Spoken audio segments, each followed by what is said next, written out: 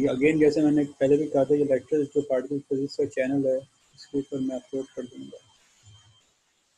Okay, सो अभी पिछले session में हमने बहुत इंपॉर्टेंट रिजल्ट हमने ड्राइव किया। तो ये कि जो आर का जो डुअल वेक्टर है या डुअल रिप्रेजेंटेशन है वो ऐसे ही बनाई जा सकती है कि हम मैट्रिक्स से आर को मल्टीप्लाई करें तो वो उसको आर आर आर टिल्डा में कन्वर्ट कर दो। अभी ये जो मैं जैसे बात कर रहा हूँ डुअल वेक्टर की या डुअल ऑफ आर की, ये चीज़ें अभी और ज़्यादा क्लियर होंगी कि ये एग्जैक्टली ये जो हम कह रहे हैं इसका मतलब क्या है। कैसे ये आर के मुकाबले में आर आर आर टिल्डा जो है वो एक डिफरेंट एंटिटी है। ठीक है, अभी तो मैंने सिर्फ एक क्वेश्चन लिख दिया, आपने शायद इसको यकीन कर लिया कि जी मैट्रिक्स से आर आर को मल्टीप्लाई किया, मतलब आर आर की एक मैट्रिक रिप्रेजेंटेशन हो सकती है, जी एक स्क्वायर मैट्रिक्स है, मल्टीप्लाई किया आपके पास आर आर टिल्डा आ गया। लेकिन हम अभी आइंदा आने वाली क्लासेस में इसकी और डिटेल्स में जाएंगे कि ये आर और आर टिल्डा फंडामेंटली डिफरेंट चीज़ें क्यों हैं, क्यों हम इनको डुअल कह रहे हैं। ठीक है, अच्छा, अब हमने चूंकि ये बात देख ली थी कि आर यानी कि are are tilde prime transpose और आर प्राइम ये इनवेरिएंट क्वांटिटी हैं। हमने देखा कि जब हमने प्राइम से जब हम अनप्राइम की तरफ गए तो ये R tilde prime transpose R prime is equal to R tilde transpose times R, तो ये इनवेरिएंट क्वांटिटी है। ठीक है, अच्छा, अगर ये इनवेरिएंट क्वांटिटी है और हम आर टिल्डा को लिख सकते हैं जी टाइम्स आर। ठीक है, तो अगर हम यहाँ पर जो है R tilde R are tilde transpose R करें तो जिसकी यानी कि इन टर्म्स ऑफ मैट्रिक लिखें तो वो ये रिप्रेजेंटेशन है। ठीक है, तो ये रिप्रेजेंटेशन बरकरार रह सकती है, राइट, अंडर अंडर ट्रांसफॉर्मेशन की जो हमने इससे पहले पढ़ी है कि आर बेसिकली बराबर है वी टाइम्स आर के। अगर ये जो रूल है या जो कि ये रिलेशन है वो होल्ड कर रहा हो कि v transpose times g times v is equals to g. ठीक है, और वी दरअसल क्या है, v is some transformation belong to g, यानी कि जो ग्रुप है जी जो कि कलेक्शन है सम ट्रांसफॉर्मेशंस का। ठीक है, ये वी दरअसल वो है, वी जैसे फॉर एग्जांपल रोटेशन का ग्रुप बन सकता है, तो we will denote one of the transformation. ठीक है, ये मतलब है इसका। अब हम और उसको जरा करीब से देखते हैं कि note we have a representation R, ठीक है, ऑफ ए ग्रुप।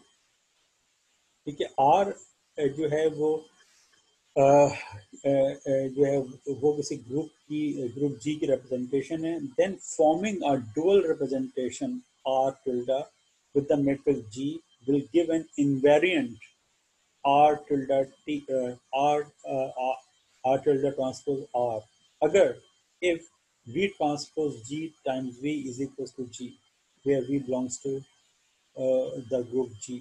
ठीक है, अगर आर उसकी एक किसी ग्रुप की जो है वो रिप्रेजेंटेशन हो और आर टिल्डा उसका डुअल हो, ठीक है, तो आर टिल्डा टाइम्स यानी कि R tilde transpose times R वो एक इनवेरिएंट क्वांटिटी बन सकती है अगर जो V जो कि मेंबर है G का वो इस तरीके से उसमें और ग्रुप और मेट्रिक है उसमें रिलेशन इस तरह का हो कि V transpose time G time V is equal to G।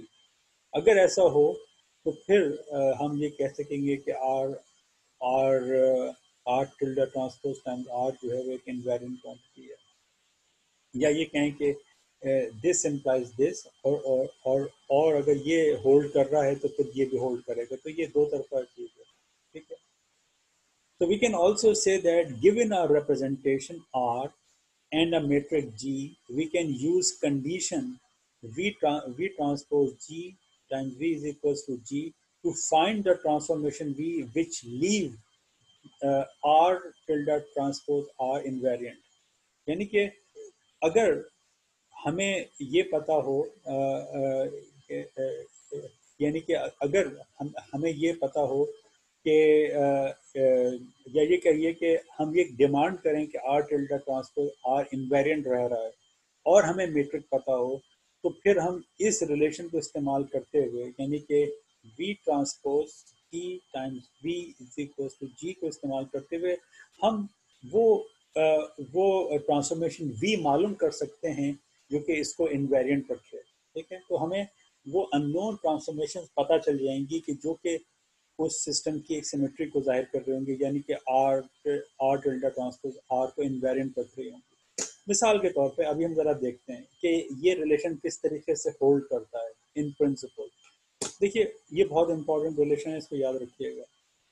हमें मालूम है कि डिस्टेंस फार्मूला जो आप बचपन से पढ़ते आए हैं, यानी कि डेल्टा एस बराबर है X minus A X B का whole square Y A minus Y B का whole square plus Z A minus Z B का होल स्क्वायर। ठीक है, जिसको हम delta S equal to delta x square delta S is equal to square root delta x square plus delta Y square plus delta Z square लिख सकते हैं।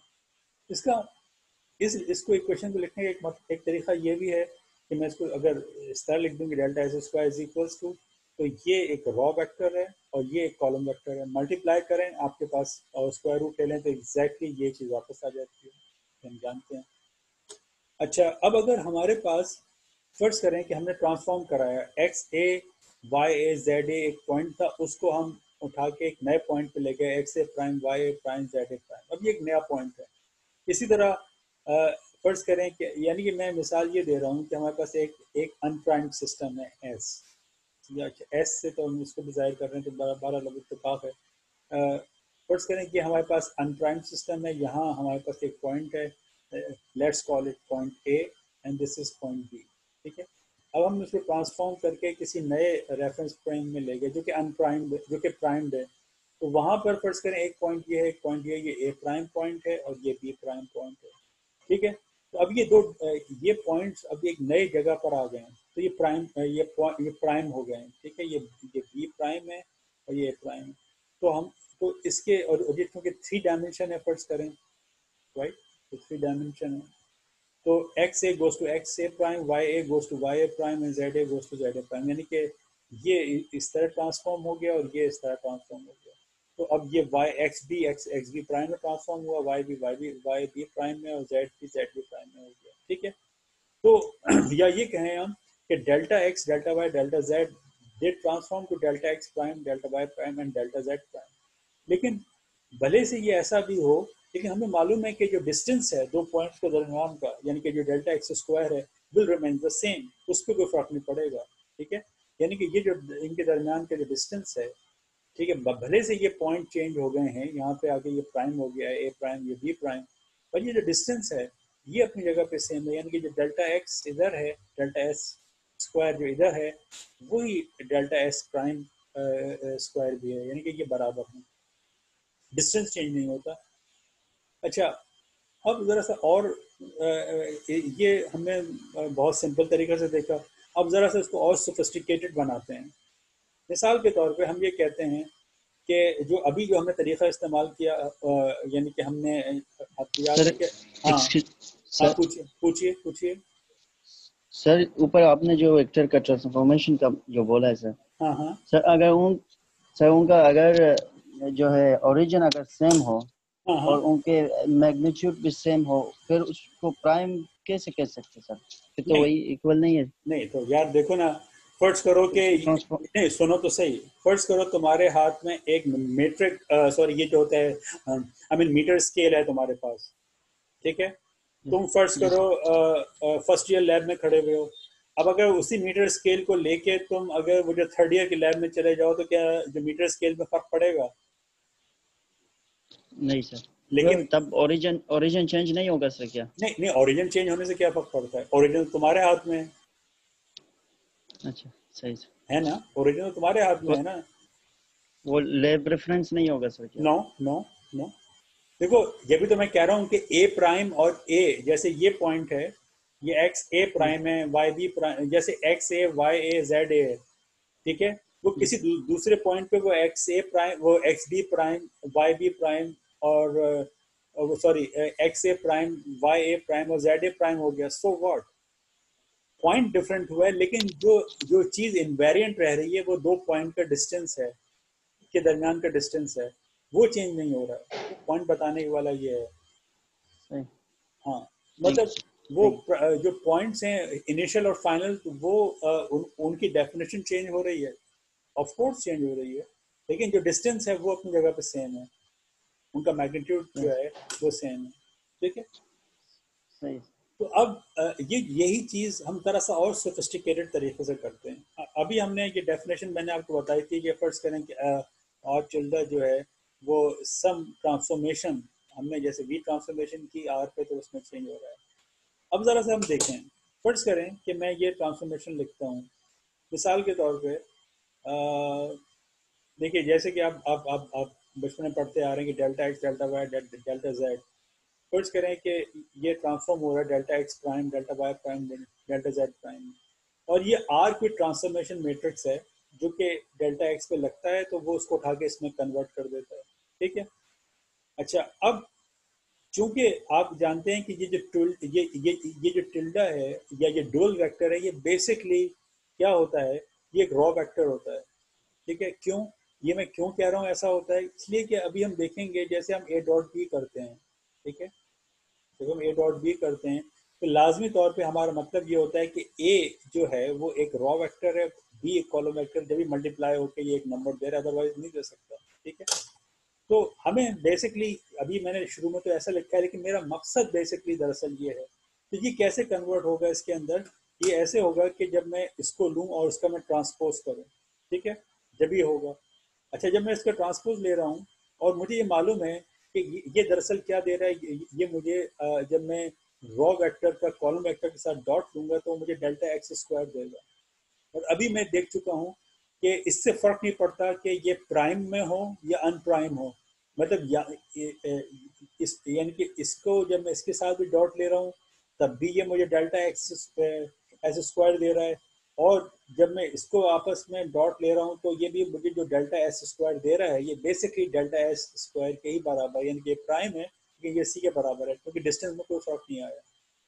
तो ये मुझे डिक्टेट कर रहा है इस बात पे, क्योंकि मुझे मालूम है ये X prime, delta X prime, delta Y prime, delta Z prime दरअसल क्या है, और ये जो प्राइम है ये दरअसल यहाँ से आ रहे हैं कि आर टी, यानी कि अगर मैं इसको अनप्राइम में लिखना चाहूँ तो मुझे आर टी के साथ मल्टीप्लाई करना पड़ेगा ना, यानी कि ये जो मैं बेसिकली मैं यहाँ पे ये डेफिनेशन इस्तेमाल कर रहा हूँ, ऐसा ही है ना। यानी कि अगर मैं इसको खोल के लिखूँ, ये मैं ट्रांसपोज इस्तेमाल करूँ, तो ये क्या हो जाएगा, ये हो जाएगा कि ये चीज़ कॉलम था तो ये ट्रांसपोज होके रॉ में चेंज हो गया और आर टी यहाँ से आ गया, ऐसे ही होगा ना। और दूसरा, ये जो कॉलम वेक्टर लिखा हुआ था इसकी जगह मैंने आर टाइम्स ये लिख दिया, delta X, delta Y, delta Z. तो तो यहाँ पर भी मैंने क्या किया, ये प्राइम्ड है उसकी जगह पे मैंने ये लिख दिया। ठीक है। जो रॉ वेक्टर था उसकी जगह पे ये लिख दिया, तो आर टी आ गया, और इसकी जगह ये कॉलम वेक्टर से आर टाइम्स दिस आ गया।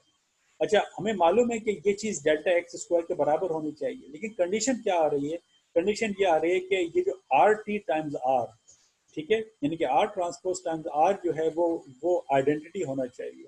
अगर ऐसा है तो फिर ये delta S S S square जो है वो इनवेरिएंट रहेगा, वो बराबर रहेगा। अब जरा सा हम एक चीज और भी देख लें कि क्या ये जो हम काम कर रहे हैं, ये मैंने इसको लैम्डा लिख दिया बजाय वी के। एक ही बात है यहाँ पे, जैसे मैंने कहा था कि ये जितने भी वीज हैं, v i, they are member of g. अक्सर किताबों में यहाँ बजाय वी के इसको हम लैम्डा लिख रहे होते हैं जनरल ट्रांसफॉर्मेशन को, तो ये जितने भी हैं ये ऑल बिलोंग्स टू जी, यानी कि वी आर सम ट्रांसफॉर्मेशंस जो कि मिलके ग्रुप बना रही हैं। तो इसी तरह मैं v transpose time g times lambda equal to g, जो रिलेशन है वो अभी भी होल्ड करना चाहिए। ठीक है। हमने इससे पहले वाले देख लिए, जो जो जो हमने अभी इससे पहले देखे थे ना कि are are tilde transpose r is equals to I, तो वो आइडेंटिटी वो हमने यहाँ पे देख लिया। सॉरी, ये मैंने गलत कह दिया, आई एम सॉरी, इसका इससे कोई ताल्लुक नहीं है। ये तो हमने एक कंडीशन देखी है कि इनके ऊपर ट्रांसफॉर्मेशन पे कि क्या वो ट्रांसफॉर्मेशन इस तरह की होनी चाहिए कि वो आपको जो है आइडेंटिटी दें। देखिए, ट्रांसपोज करना या इस सूरत हाल में इन्वर्स करना यहाँ पर बराबर है। ठीक है, ये ख्याल रखते हुए अब जरा से ये भी देखें क्या ये इक्वेशन भी होल्ड करती है कि नहीं करती है, तो हम देखेंगे ये करती है। कैसे कि जो यूक्लिडियन स्पेस है, आम जब हम डॉट प्रोडक्ट ले रहे होते हैं तो यूक्लिडियन स्पेस में, जैसे पहले भी मैंने आपको जिक्र किया था कि जो मेट्रिक है वो बेसिकली 1 1 1 है, बाकी सारे जीरो हैं, सिर्फ जो इसका G11 G22 G33 जो है वो अपनी जगह 1 है। तो आप अगर इसको इस तरह से भी लिखना चाहें, यानी कि हमारे पास जो तरीका है डुअल वेक्टर लिखने का, यानी कि हम जो यहाँ पर लिख रहे हैं ये आर टिल्डा ट्रांसपोज और आर लिख रहे हैं, ये बेसिकली आर ये है और ये हमने यहाँ लिखा हुआ है। तो आपको मालूम है कि अभी हमने इसमें लिखा था कि ये जो है जो हमारे पास डुअल वेक्टर है वो जो है मेट्रिक के साथ लिखा जा सकता है, आपको याद होगा अभी अभी हमने लिखा है, हमने ये थोड़ी देर पहले देखा था, हमने कहा था कि आर टिल्डा बराबर है जी टाइम्स आर के, ठीक है। अब चूंकि हमें यहाँ ट्रांसपोज लेना पड़ रहा है, ठीक है, तो ये क्या होगा कि जब मैं इसको आर टिल्डा ट्रांसपोज कर रहा हूँ तो ये मैंने जो यहाँ पे जी टाइम्स आर ट्रांसपोज किया तो आर ट्रांसपोज यहाँ आ गया और जी ट्रांसपोज यहाँ आ गया, ठीक है। अब चूंकि जी सिमेट्रिक मैट्रिक मैट्रिक्स है तो जी ट्रांसपोज बराबर होता है जी के, तो देखिए ये ट्रांसपोज होकर यहाँ आ गया, ये जी आ गया और ये आर आ गया, जो हमने आर यहाँ पे लिखा हुआ है ये वाला आर यहाँ आ गया और ये जो है वो हमने यहाँ लिखा हुआ है। तो अब आप जब इसको मल्टीप्लाई करेंगे तो आप अगेन देखेंगे आपके पास डेल्टा एस स्क्वायर आ गया है, ठीक है, राइट यस सर। राइट। तो ये जो है हम देख सकते हैं कि इस तरह की चीज़ें हम हमारे पास जो है वो होल्ड कर रही हैं और हम आगे जाके भी ये चीज़ें और अच्छी तरह से लॉरेंस ट्रांसफॉर्मेशन के हवाले से देखेंगे। तो important to be noted, we now have an idea why we call G a metric. For space-time transformation, it plays a crucial role in defining the distance. ये डिस्टेंस को डिफाइन करने में बहुत क्रूशियल रोल अदा करता है। अभी हम थोड़ी देर में एक छोटी सी एग्जांपल देखेंगे जिससे और बात वाज़ेह होगी। In fact, it will help us to think of coordinate as label, जो कि डिस्टिंग्विश करेगा पॉइंट्स को इनसे स्पेस और टाइम में। अगर हम आम यूक्लिडियन स्पेस की बात करें तो स्पेस और टाइम होगा, वहाँ स्पेस टाइम नहीं होगा, with no no intrinsic notion of से डिस्टेंस। अगर हम आम जो है जो हमारे पास कोऑर्डिनेट्स होते हैं, लेट्स से एक्स वाई या एक्स टाइम को भी ले लें, अगर हम जी को मेट्रिक टेंसर के बीच में ना लेकर आए तो वो महज पॉइंट्स हैं, ठीक है। लेकिन जी को इस्तेमाल करते, मेट्रिक को इस्तेमाल करते हुए हम जो मेजरमेंट का कॉन्सेप्ट है वो हम उन पॉइंट्स को हम दे रहे हैं, क्योंकि अगर हम महज स्पेस टाइम यानी कि महज कोऑर्डिनेट इस्तेमाल करें तो वहाँ पर ये कॉन्सेप्ट नहीं आता। हम यहाँ पे बाकायदा कोऑर्डिनेट्स को लेबल करके उनमें मेजरमेंट का कॉन्सेप्ट जो है वो जनरेट कर रहे हैं by using the metric tensor. यानी कि आपके पास ऐसे ही है कि एक कमरा है, जैसे फॉर एग्जांपल अगर मैं आपको स्केल दे दूं तो उस स्केल के जरिए से आप उस कमरे की पैमाइश कर सकते हैं, ठीक है, कि भाई ये आपकी टेबल इतनी लंबी, इतनी चौड़ी, इतनी ऊंची है। अगर वो स्केल ना हो तो आप ये काम नहीं कर सकते। तो मीट्रिक जो है वो आपके पास एक स्केल का एक जो उस कमरे में जो मेजरमेंट्स आप ले सकते हैं, उसको मेजरमेंट लेने का जो टूल है वो आपके पास मीट्रिक है, ठीक है। जैसे कि आपके पास एक मीटर स्केल हो या फीता हो जिसके जरिए से आप चीज़ों को नाप सकते हैं। तो मैथमेटिक्स में किसी स्पेस में किसी चीज़ों को या दो पॉइंट के दरमियान के डिस्टेंस को नापने के लिए जो चीज़ आपको चाहिए वो बेसिकली मीट्रिक है।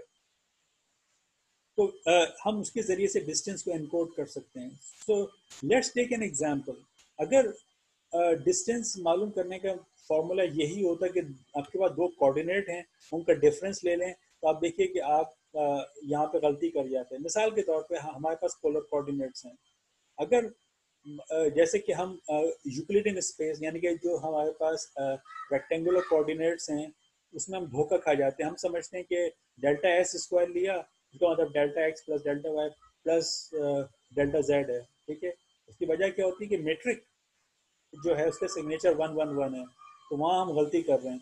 हम समझ रहे हैं कि अगर फर्स्ट करें 2D हमारे पास पोलर कोऑर्डिनेट हैं तो वहाँ भी शायद इसका मतलब यही हो कि वो D R square plus D theta square हो, लेकिन ऐसा नहीं है। हमें मालूम होना चाहिए और आपको शायद थोड़ा सा अंदाज़ा हो कि जो मेट्रिक है टू डायमेंशनल यानी कि अगर हम मैट्रिक को लिखें पोलर कोऑर्डिनेट में, राइट, तो उसके सिग्नेचर 1 और आर स्क्वायर है, राइट।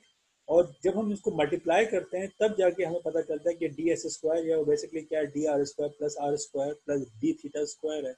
और आप इसको डायमेंशनली भी जस्टिफाई कर सकते हैं। आपको पता है कि डी एस स्क्वायर के जो डायमेंशन किस चीज के हैं, लेंथ स्क्वायर के हैं ना, डिस्टेंस है स्क्वायर। तो डी आर स्क्वायर, तो यहाँ पे तो डायमेंशन आपके पास लेंथ स्क्वायर के हो गए। अगर मैं यहाँ इसको सिर्फ डी डी थीटा हो और आर स्क्वायर ना हो तो ये तो डायमेंशन लेस चीज है, क्योंकि थीटा हम आपको पता है कि रेडियन में हम नापते हैं इन जनरल। थीटा अगर अगर डिग्रीज भी हो तब भी लेंथ की डायमेंशन तो नहीं है। लेंथ की डायमेंशन के लिए हमारे पास आर समहाउ होना चाहिए। तो अगर हम महज यानी कि पोलर कोऑर्डिनेट, यानी पोलर कोऑर्डिनेट से मुराद हमारा सर्कल है, ठीक है। अगर हम यहाँ दो पॉइंट्स के दरमियान का जो डिस्टेंस है हम महज कोऑर्डिनेट के डिफरेंस ले लें तो वहाँ गलती होंगे।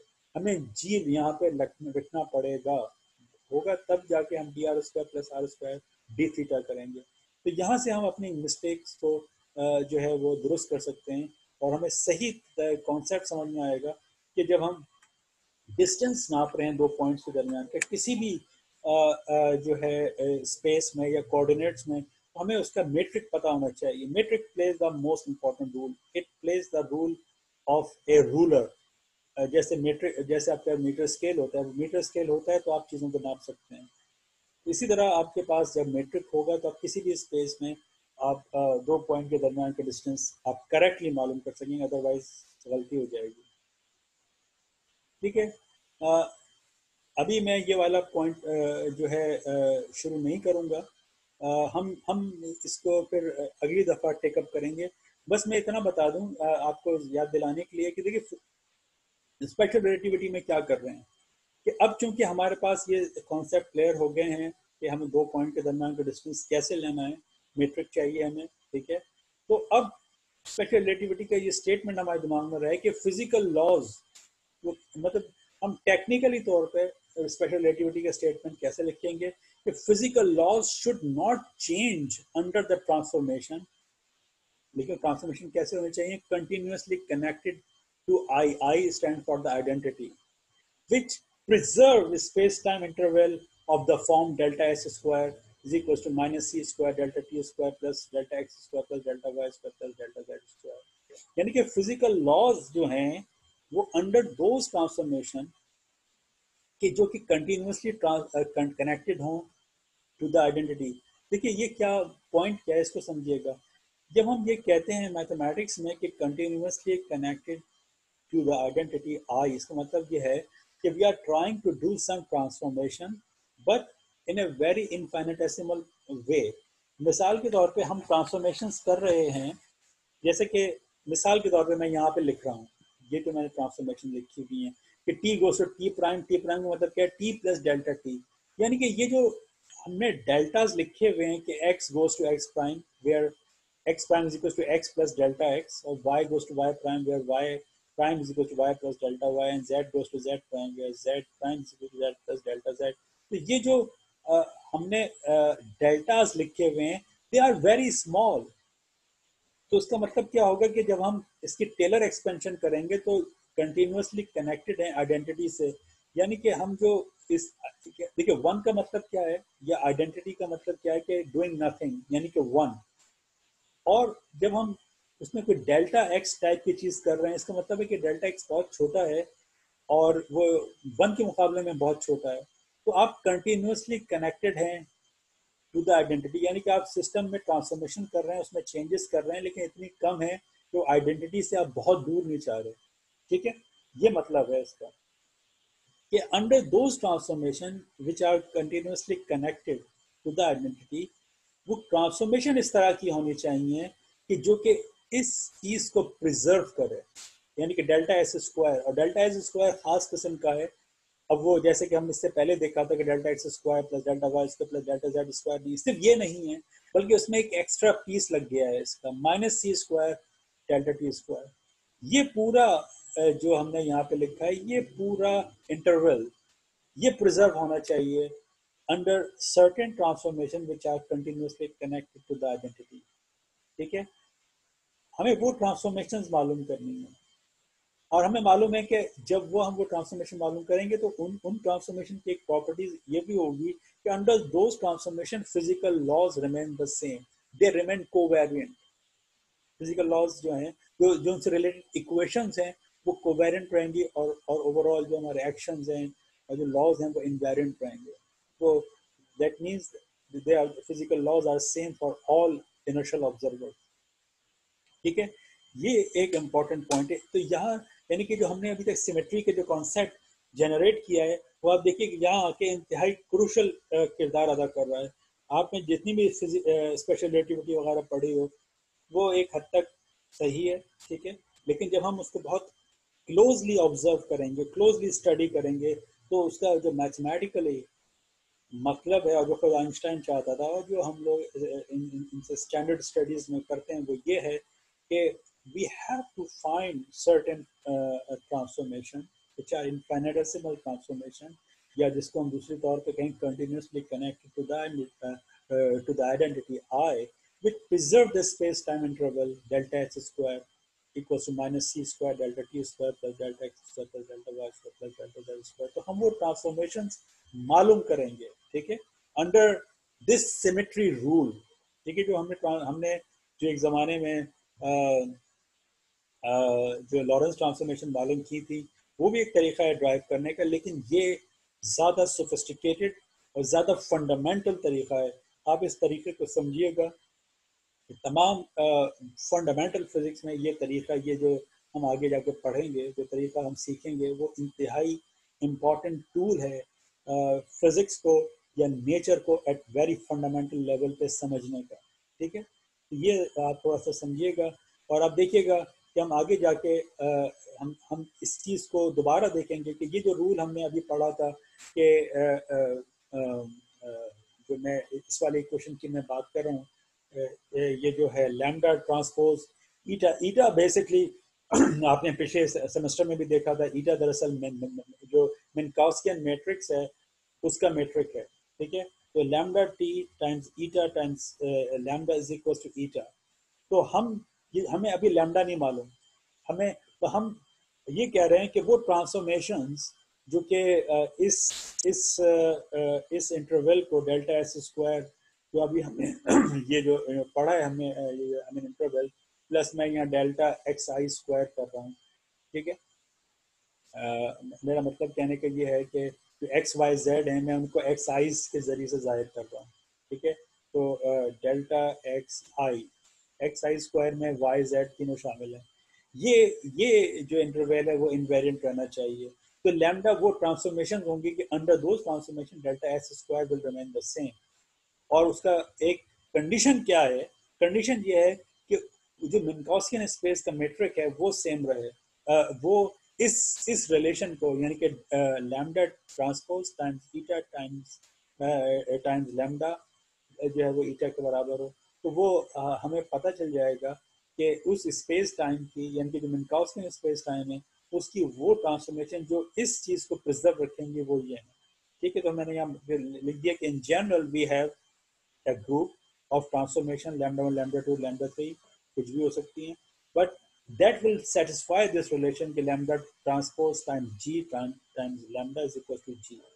तो if we know lambda we can identify the matrix। अगर फर्ज करें हमें लॉरेंस ट्रांसफॉर्मेशन दी हुई है, हमें लैम्डा दिया हुआ है, ठीक है, तो हम मेट्रिक यानी कि ईटा मालूम कर सकते हैं। अभी मैंने यहाँ जी लिखा है क्योंकि g is a general metric, eta normally हम मिन्काउस्कियन मैट्रिक के लिए इस्तेमाल करते हैं। और अगर हमें मैट्रिक मिला हुआ हो, मिसाल के तौर पर हमें ईटा मिला हुआ है, तो हम वो ट्रांसफॉर्मेशन मालूम कर सकते हैं कि जो कि इस पूरे जो डेल्टा एस स्क्वायर है वो उसको जो है इनवेरिएंट रखेंगे। ठीक है, तो ये दोनों ही तरीके वैलिड हैं। अगर लैम्डा मिला हुआ हो तो मैट्रिक मालूम कर लें, मैट्रिक मिला हुआ हो तो वो ट्रांसफॉर्मेशन मालूम कर लें। तो हम ये देखेंगे कि हमें चूंकि मिन्काउस्कियन स्पेस का मैट्रिक मालूम है, तो हम जानते हैं कि वो क्या होता है। वो आप लोगों ने पिछली क्लास में देखा होगा, जो ईटा है मिन्काउस्कियन मैट्रिक वो -1 1 1 1 है। ठीक है, तो हमें चूंकि ये मालूम है तो इसके ज़रिए से हम जो लॉरेंस ट्रांसफॉर्मेशन है उनको मालूम कर लेंगे कि लॉरेंस ट्रांसफॉर्मेशन क्या हो सकती हैं कि अंडर दोज ट्रांसफॉर्मेशन लैम्डा जो डेल्टा एस स्क्वायर है वो इनवेरिएंट है। ठीक है, ये आगे की जो क्लासेस हैं उसमें हम ये सब मालूम करने की कोशिश करेंगे, लेकिन हम साथ साथ ये भी मालूम करेंगे कि ये वेक्टर्स होते क्या चीज़ हैं, डोल वेक्टर्स क्या चीज़ हैं, टेंसर्स क्या चीज़ हैं। जब ये समझ में आ जाएगा तो इससे पहले हम लॉरेंस ट्रांसफॉर्मेशन के मैट्रिसेस जो हमने उससे पहले किसी और तरीके से ड्राइव किए थे, अब हम इन फंडामेंटल रूल्स के जरिए से मालूम करेंगे जो अभी हमने देखे। फिर उसके बाद हम वेक्टर्स, डुअल वेक्टर्स और टेंसर्स को देखेंगे। ठीक है, जब ये क्लियर हो जाएगा कि ये फ्लैट स्पेसेस में कैसे दिख रहे हैं, ये ईटा जो है ये मिन्काउस्किन स्पेस ये बेसिकली फ्लैट स्पेस को जाहिर करता है। जब हम ये समझ लेंगे तो फिर हम ये देखने की कोशिश करेंगे कि हमें कर्व्ड स्पेसेस की यानी कि जो रिमानियन स्पेसेस है उसकी ज़रूरत क्यों पड़ रही है।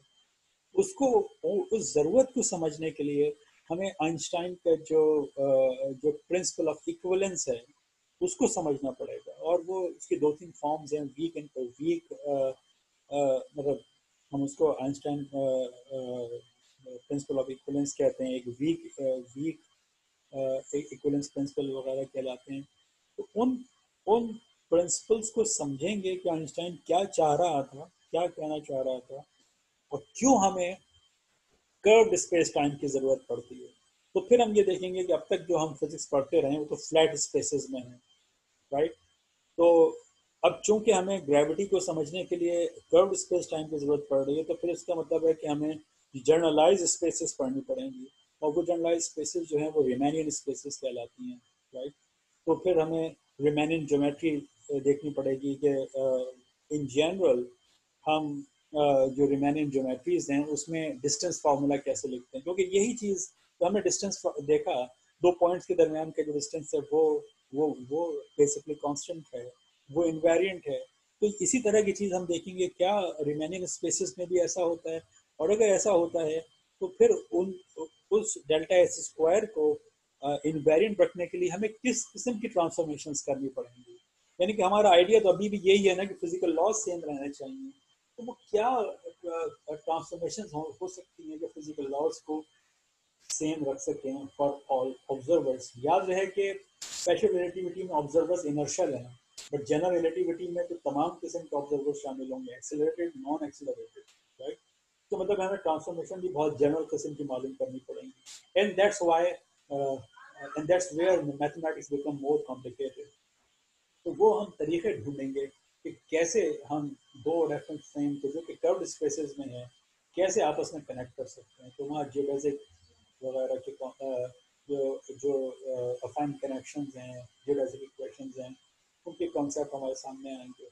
तो प्लीज़ ये जो कुछ मैं आपको पढ़ने के लिए कह रहा हूँ, जैसे मैंने वो इसकी बाम्बी की किताब आपको कही है, प्लीज़ इसके जो पहले 3 चैप्टर्स हैं उसको क्विकली रिवाइज कीजिए। बहुत सारी चीज़ें आपकी पढ़ी हुई हैं जो थोड़ी सी एक्स्ट्रा हैं, आप चाहें तो खुद भी पिन पॉइंट कर सकते हैं मुझे, हम उनको डिस्कस कर लेंगे। या जो मुझे लग रही हैं जो वो चीज़ें जो चीज़ हमने अभी तक नहीं डिस्कस की हैं पिछली क्लास में, जैसे पार्टिकल फिजिक्स की जब हमने स्पेशल रिलेटिविटी वगैरह देखी थी, तो वो मैं खुद जो है डिस्कस कर लूँगा। अदरवाइज अगर आपको कोई चीज़ डिफरेंट लगे तो आप मुझसे पूछ सकते हैं। दूसरी जो पूरी की किताब है स्पेशल रिलेटिविटी की, आप उसकी जो एग्जाम्पल्स उसमें दी हुई हैं वो आप कर सकते हैं। वो मुझे बार बार कहने की ज़रूरत नहीं है कि भाई आप ये करें वो करें। आपको अपनी नॉलेज बढ़ानी है तो किताबें मौजूद हैं स्पेशल रिलेटिविटी की, वो आप देख सकते हैं। इसी तरह मैं आपको जो जनरल रिलेटिविटी की किताब है पूरी की, उसमें भी मैं आपको बता दूंगा कि आप कहाँ से स्टडी करना शुरू करें। लेकिन कम से कम अभी जो बाम्बे की किताब है उसके पहले 3 चैप्टर्स हैं उसको आप देख सकते हैं। थोड़ी की जो स्पेशल रिलेटिविटी किताब है उसमें मोस्ट ऑफ द चीज़ें ऐसी जो आप लोगों ने शुरू की, जो आप लोगों ने पहले से देखी हुई, उसमें कोई नया स्टफ नहीं है। इसी तरह जो पूरी की जनरल रिलेटिविटी की किताब है उसका भी पहला चैप्टर स्पेशल रिलेटिविटी पर, आप चाहें तो वो देख लें।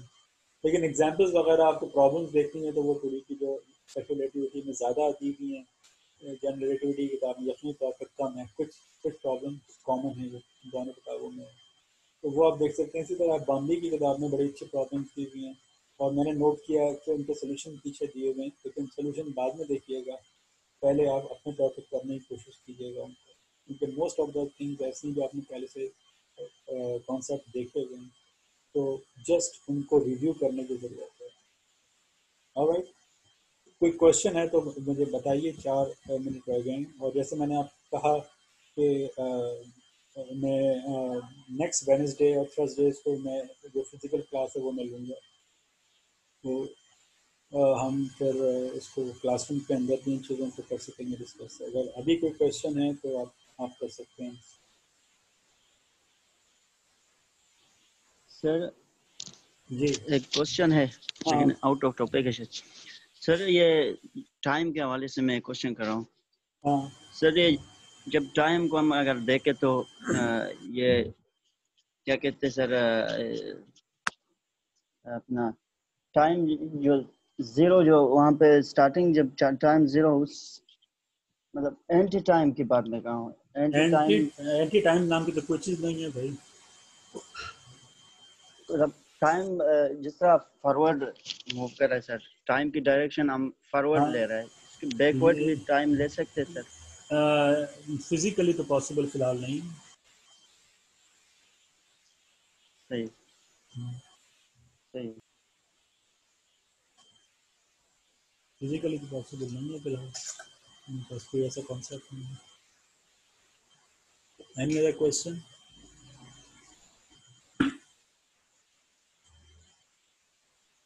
हाँ और कोई ग्रुप में है ही नहीं सर, क्वेश्चन कौन अच्छा, करेंगे सर? सब चलेगा। अच्छा, वेरी गुड, जी सर, अकेला ही हूँ सर। Very good. तुम ये कराची आ गए हो? जी सर, मैं तो कराची में हूँ, क्लास ले रहा हूँ अभी। अच्छा, ठीक है। और बाकी लोग तुम्हारे इलाके के आ गए हैं या अभी वहीं पर हैं?